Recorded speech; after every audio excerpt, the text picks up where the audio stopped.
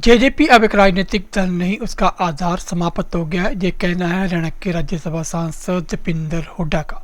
हुड्डा ने कहा कि उनके साथ लगे हुए विधायक भी उनके कार्यक्रम में नहीं जाते, जिससे प्रतीत होता है कि इनमें कोई ठीक नहीं चला। उन्होंने कहा कि गठबंधन सरकार का समय भी अब ठीक नहीं चला।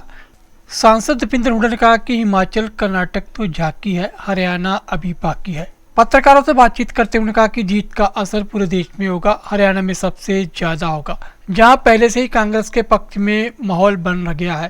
उन्होंने कहा कि हरियाणा में भी परिवर्तन देखने को मिलेगा।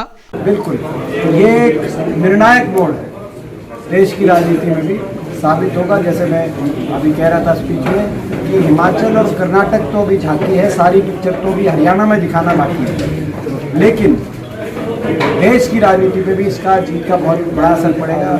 निश्चित तौर से हरियाणा में जबरदस्त असर कांग्रेस की जीत का देखने मिलेगा, क्योंकि हरियाणा में पहले ही कांग्रेस के पक्ष में एक लहर चल रही है, बदलाव परिवर्तन लोग चाहते हैं, और कर्नाटक की जीत के बाद और उस पर बन रही है। धन्यवाद करते हैं डॉक्टर राजन शर्मा जी ने आयोजन किया आप सबके लिए। हमारे ये आप ये देखें, जहाँ तक जलंधर की बात है, हम धन्यवाद करते हैं मतदाता का। इतना करीबी मुकाबला, जहां अभी कुछ महीने पहले जब चुनाव हुआ था, उस चुनाव में बड़ा बहुमत मिला कांग्रेस पार्टी की, प्रतिशत वोट ज़्यादा नहीं थी, ना प्रतिशत सीट ज़्यादा थी। वहाँ पे जलंधर में इतना रूलिंग पार्टी आम आदमी होते हुए इतना नज़दीकी मुकाबला देने का काम और बराबर की टक्कर देने का काम जो किया, पंजाब के मतदाता ने दिखा दिया कि आम आदमी पार्टी की सरकार अपनी उस अपने आशाओं पे पूरा नहीं उतर पा रही, नहीं तो वही रेशियो मेंटेन होती।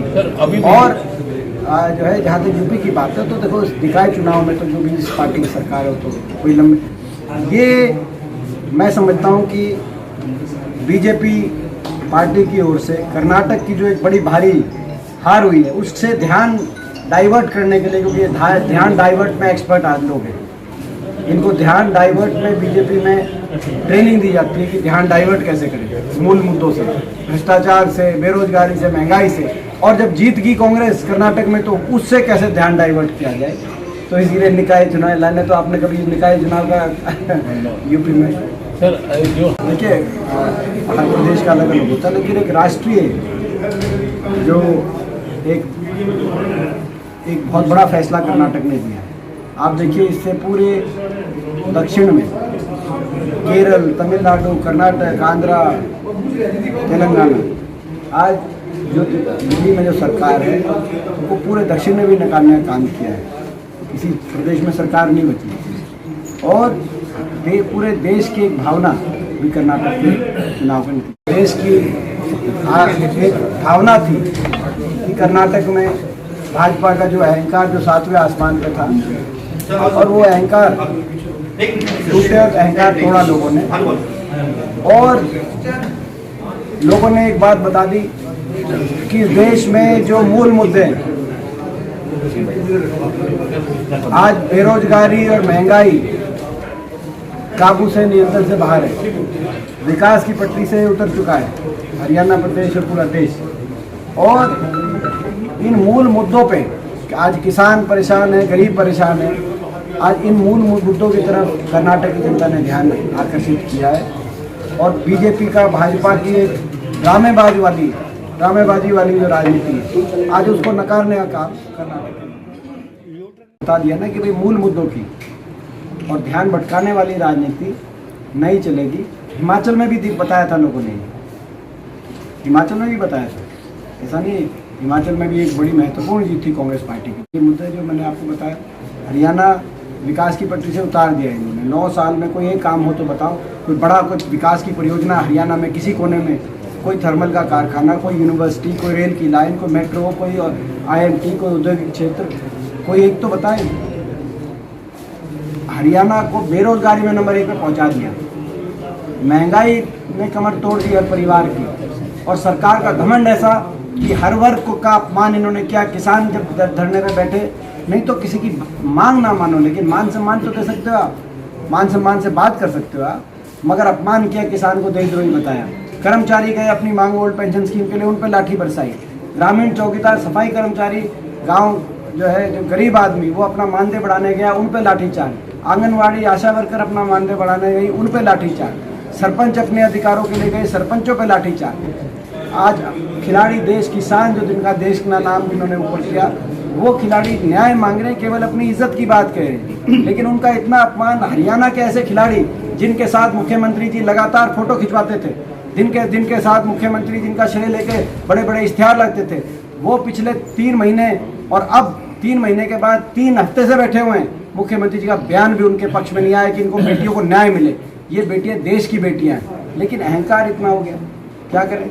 और इसीलिए जो है मैं समझता हूँ कि लोगों ने फैसला किया कि लोगों ने फैसला किया कि कांग्रेस से हाथ जोड़ो और बीजेपी का घमंड तोड़ो। आपको एक आरोपी व्यक्ति जो 40-40 क्विंटल अभी मुकदमे हो, जो खुद कहते हो कि मैंने एक मर्डर किया है, और जो उनका कोई खुद ही माफिया, खुद ही अपने आप को बाहुबली डिक्लेयर करते हो। हमारी देश की 7 बेटियां जो ओलंपिक के मेडल लेके आई हैं। देश में कितने बच्चों के ओलंपिक मेडल हैं? उनमें से कई तो बैठे हैं वहाँ।